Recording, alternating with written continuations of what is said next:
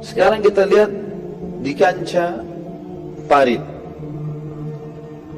Di kancah parit keesokan paginya teman-teman sekalian, keesokan paginya, tentu ini pengkhianatan yang terjadi. Qurail tadi, Qurail tidak berani, ya. Maka beberapa hari orang-orang Quraisy terus saja minta, Qurail minta, nggak berani. Ada satu korban kami nggak mau buka ini.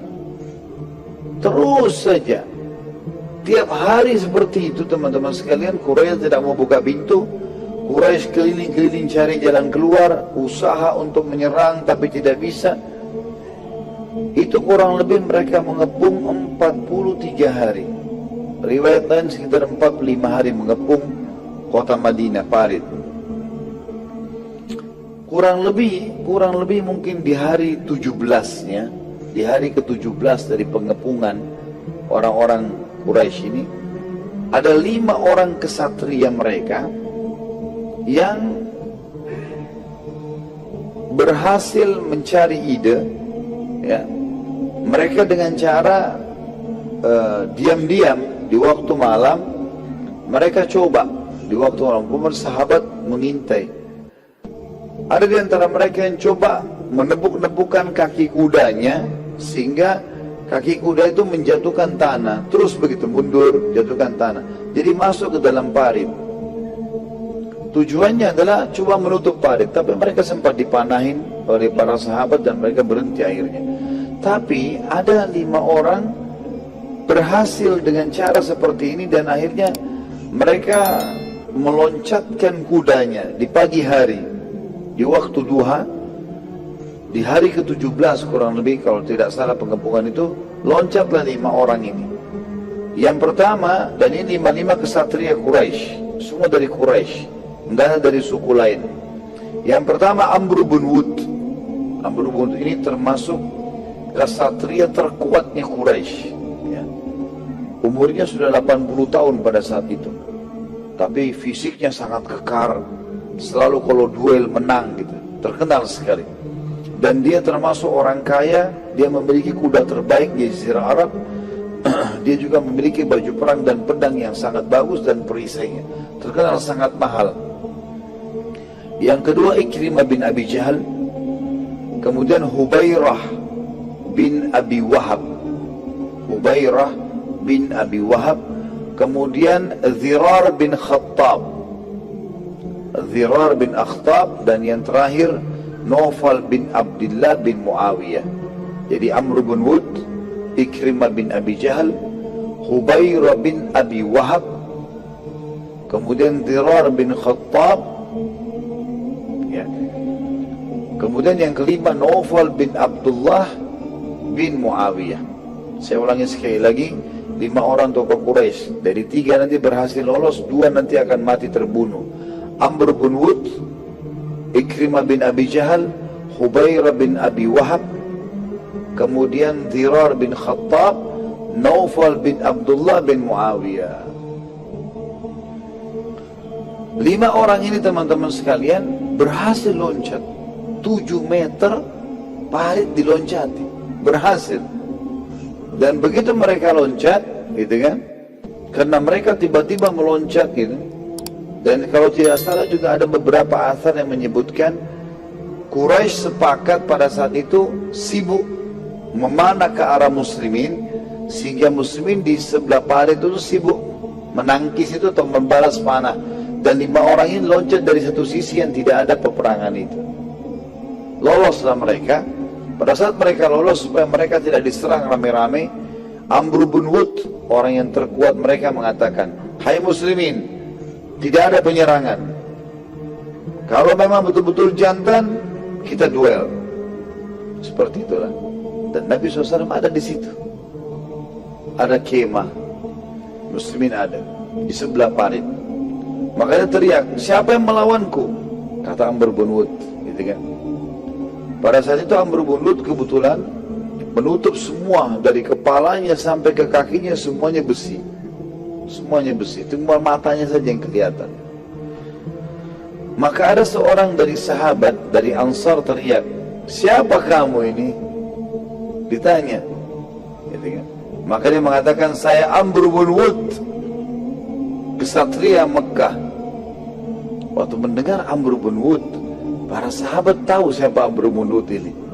Kalau duel selalu menang, keterampilan pedangnya bagus, hebat. Rupanya tidak ada sahabat yang maju.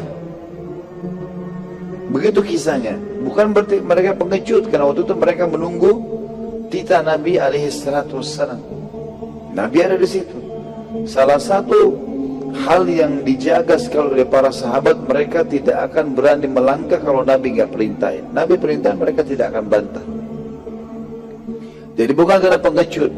Amr bin Wud tidak ada lawan pada saat itu. Pada saat dia mengatakan Amr bin Wud, memang namanya juga dikenal orang ini. Maka semua sahabat diam, tidak ada yang nyaut.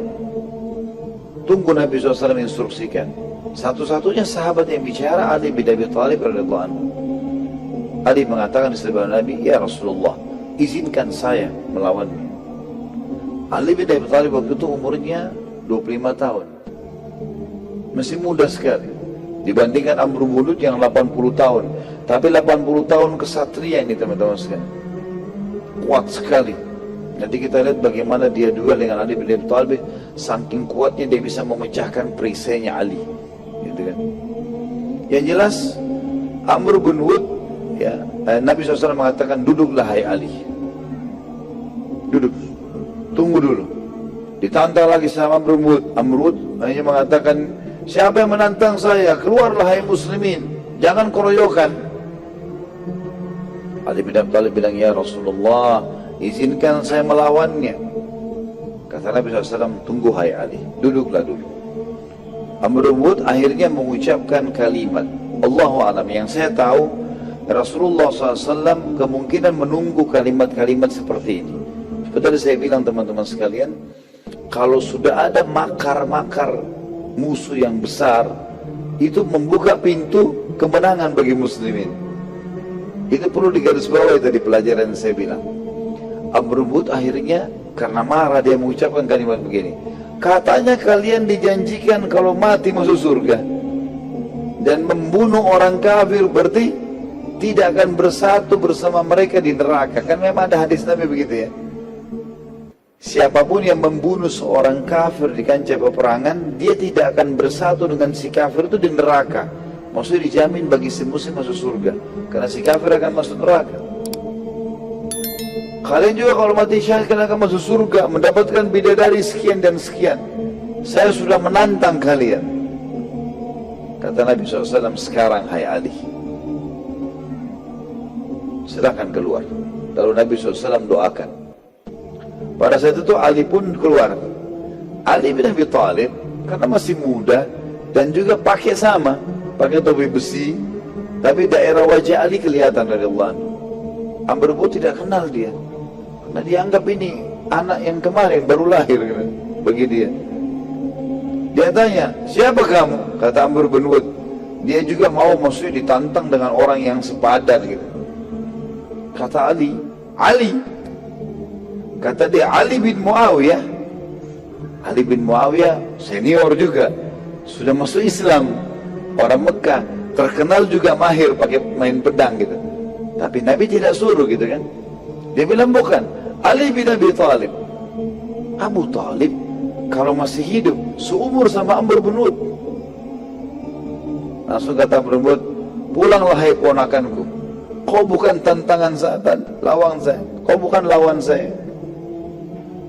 Kata Ali, hai Amr bin Wud, saya mendengar engkau tidak ditawarkan dua hal kecuali kau pilih salah satunya.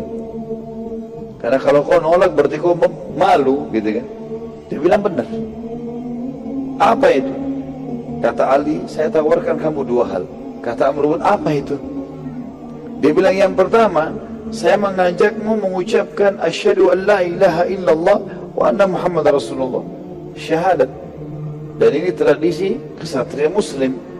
Sebelum duel, kalaupun mau duel, tawarkan syahadat Islam. Kata Amr bin Wud, kalau itu saya tidak punya hajat. Saya datang jauh-jauh dari Mekah justru untuk memerangi Muhammad. Kata Amr bin Wud, lalu apa yang kedua?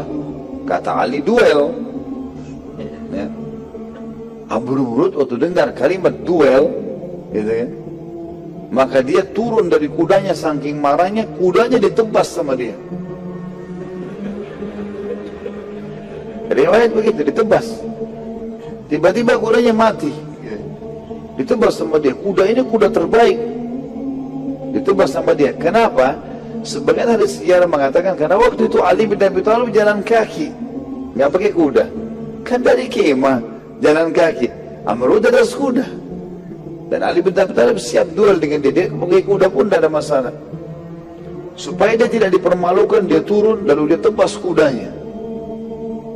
Kemudian dia langsung tiba-tiba menyerang Ali bin Abi Thalib dengan sangat emosi pada saat itu.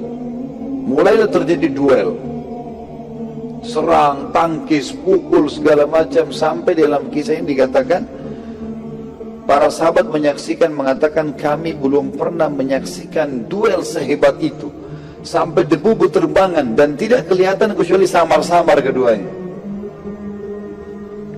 Terus saja seperti itu sampai akhirnya Ali bin Abi Thalib radhiyallahu anhu sempat dipukul dengan sangat kencang. Amr bin Wud memegang pedangnya dengan kedua tangannya lalu memukul ke arah kepala Ali radhiyallahu anhu.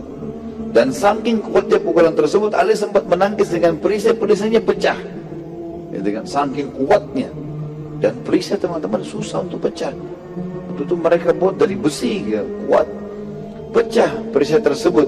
Dan saking kuatnya bukan cuma pecah, perisai tersebut tertekan sampai ke pundak Ali radhiyallahu anhu, tapi Ali tidak sempat buka. Dalam kondisi seperti itu, ternyata pedangnya Amr bin Wud tertancap, pecah, tapi ini juga tertancap, gak bisa dicabut. Maka Ali bin Abi Thalib menebas Amr bin Wud dari kemaluannya, dalam riwayat dikatakan begitu, dan ditarik sampai ke atas, sehingga matilah Amr bin Wud, jatuh pada saat itu. Tapi masih ada banyak debu, orang nggak tahu siapa yang menang, siapa yang kalah nih. Sampai dalam riwayat ini dikatakan terdengar takbirnya Ali, terdengar takbirnya Ali, Allahu Akbar.